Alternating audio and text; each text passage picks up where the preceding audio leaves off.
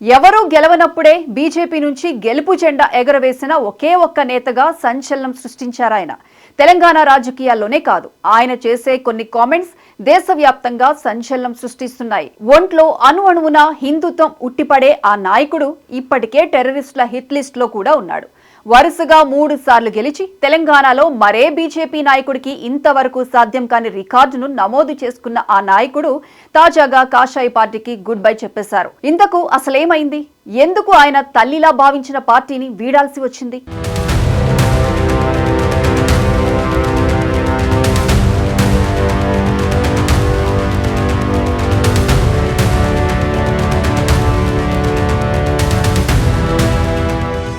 రాజాసింగ్ బీజేపీకి రాజీనామా చేయడం సంచలనంగా మారింది. తనను పార్టీ అధ్యక్ష పదవికి నామినేషన్ వేయనివ్వలేదని ఆయన తన పదవికి రాజీనామా చేశారు. రాజీనామా లేఖను బీజేపీ రాష్ట్ర అధ్యక్షుడు కిషన్ రెడ్డికి పంపారు. తాను పార్టీ కోసం సర్వస్వం ధారపోసాన్ని, అయినా తనను అణగదొక్కేందుకు కొందరు పార్టీ నేతలే ప్రయత్నిస్తున్నారని అన్నారు.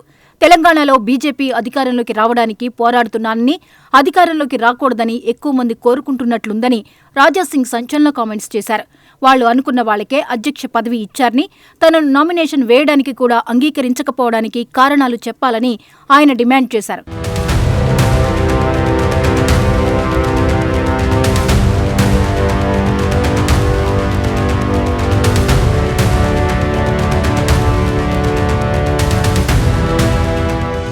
రాజాసింగ్ 3 సార్లు గోషామహల్ నుంచి బీజేపీ ఎమ్మెల్యేగా గెలిచి సంచలనం సృష్టించారు. ఆయన గత కొంతకాలంగా పార్టీలోని రాష్ట్ర నాయకుల పట్ల అసంతృప్తిగా ఉన్నారు. ఇటీవల కొందరు నేతలపై బహిరంగంగానే వ్యాఖ్యలు చేశారు. అధినాయకత్వం కూడా వారికే వత్తాసు పలుకుతుందని తెలుసుకుని తాను రాజీనామా చేస్తున్నట్లు ప్రకటించారు. తన ఎమ్మెల్యే పదవికి కూడా రాజీనామా చేస్తున్నానని, కిషన్ రెడ్డి తనను ఎమ్మెల్యే పదవి నుంచి సస్పెండ్ చేయాలని స్పీకర్కు లేఖ రాయాలని రాజాసింగ్ కోరారు. 2014 నుంచి తాను పార్టీలో ఇబ్బందులు ఎదుర్కొంటున్నానని తెలిపారు. కిషన్ రెడ్డి గారు, మీ చేతి నుంచి ఇవాళ భారతీయ జనతా పార్టీలో నేను జాయిన్ అయినా, నేను నా రాజీనామా మీ చేతికి ఇస్తున్నా, ప్లీజ్ మీరు యాక్సెప్ట్ చేయండి అని కిషన్ రెడ్డి గారికి ఒక లెటర్ ఇచ్చి రిజైన్ లెటర్ పార్టీ. ఆ రిజైన్ లెటర్లో కింద ఒక మ్యాటర్ ఇది కూడా రాసిన, కిషన్ రెడ్డి గారు, పార్టీకి నేను రాజీనామా ఇస్తున్నాను, మీరు మీ లెటర్లో స్పీకర్ గారు కూడా పంపించేసేయండి. రాజాసింగ్ ఇప్పుడు పార్టీ సింబల్ నుంచి గెలిచిండు. రాజాసింగ్ ఇప్పుడు బీజేపీ ఎమ్మెల్యే కాదు, ఆయనకి సస్పెండ్ చేయనని స్పీకర్ కూడా ఒక లెటర్ రాసిస్తే నేను దానికి సపోర్ట్ చేస్తాను. ఎందుకంటే పార్టీ సింబల్తోని గెలిచిన తర్వాత, పార్టీకి రిజైన్ ఇచ్చిన తర్వాత పార్టీలో పార్టీ బీజేపీ ఎమ్మెల్యే ఉండకూడదు కదా అని ఆ విధంగా ఒక లెటర్ మా కిషన్ రెడ్డి గారికి ఇచ్చి వచ్చింది. మొదటి నుండి వివాదాస్పదమైన రాజాసింగ్ ఏం మాట్లాడినా సంచలనమవుతోంది. ఈ పరిస్థితుల్లో కొత్త అధ్యక్షుడిగా ఎన్ రామచంద్రరావు నామినేషన్ వేసి ఏకగ్రీవంగా ఎన్నికైన రోజే తీవ్ర అసంతృప్తితో రాజాసింగ్ రాజీనామా చేయడం కలకలం రేపింది. రాజాసింగ్ బీజేపీ అధ్యక్ష పదవికి పోటీ చేయాలని అనుకున్నారు. పార్టీ ఆఫీసుకు వచ్చి నామినేషన్ ఫామ్ కూడా తీసుకున్నారు.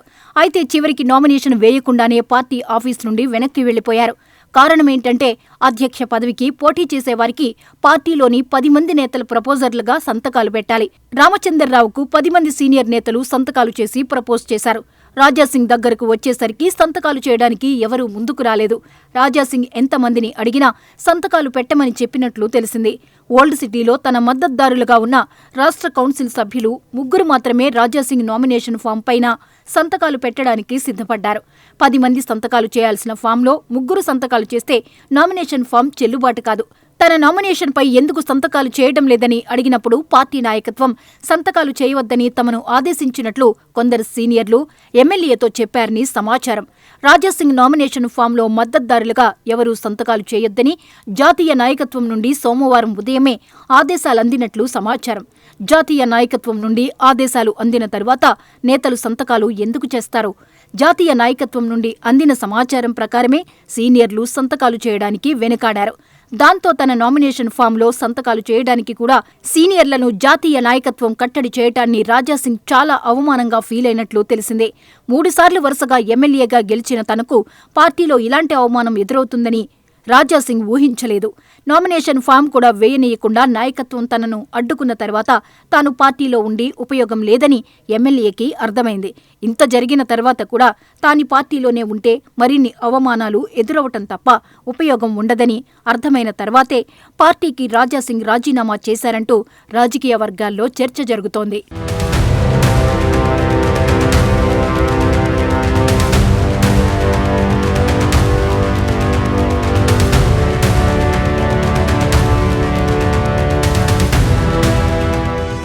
గతంలో వివాదాస్పద వ్యాఖ్యలతో అరెస్టయ్యారు రాజాసింగ్. రాజాసింగ్ జైల్లో ఉన్నప్పుడు పార్టీ నేతల్లో ఒక్కళ్లు కూడా పరామర్శకు వెళ్లలేదు. దాంతో ఎమ్మెల్యేకి బాగా మండిపోయింది. పార్టీ పటిష్టత కోసం తాను కష్టపడుతుంటే పార్టీ తనకు కష్టకాలంలో అండగా నిలవలేదనే కోపం పేరుకుపోయింది. సొంత ఎజెండాతో పార్టీని కూడా ఇబ్బందుల్లోకి నెట్టేస్తున్నారంటూ రాజాసింగ్తో పార్టీ నేతల్లో చాలా మంది దూరంగా ఉంటున్నారు. ఇలాంటి అనేక పరిణామాలు కారణాలతో రాజాసింగ్ పార్టీలో ఒంటరైపోయారు. అధ్యక్షుడిగా రామచందర్రావు నియామకంతో తనలోని అసంతృప్తి ఒక్కసారిగా బయటపడి పార్టీకి రాజీనామా చేశారు. రాజీనామాను ఉపసంహరించుకునేట్లుగా కేంద్ర మంత్రి బండి సంజయ్, పార్టీ ఇన్ఛార్జ్ సునీల్ బన్సల్ ఎంత నచ్చచెప్పినా రాజాసింగ్ రాజీనామాను వెనక్కి తీసుకోవడానికి ఇష్టపడలేదు.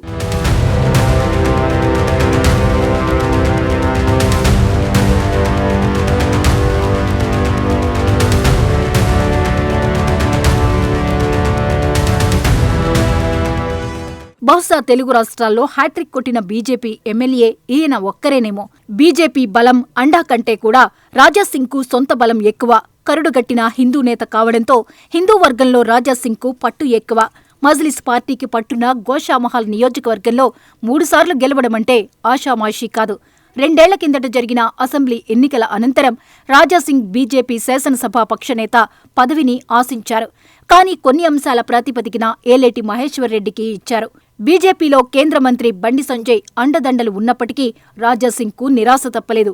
అప్పట్నుంచి పార్టీతో ఆయన అంటి ముట్టనట్లుగా ఉంటున్నారు. విమర్శలు కూడా చేస్తున్నారు. లోక్సభ ఎన్నికల్లో ప్రచారం కూడా చేయలేదు.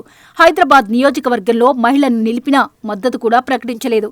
రాజాసింగ్ వ్యాఖ్యలను బట్టి చూస్తుంటే ఆయన తెలంగాణలో అధికార పార్టీ కాంగ్రెస్కు దగ్గరవుతున్నారా అన్న వాదన సైతం వినిపిస్తోంది.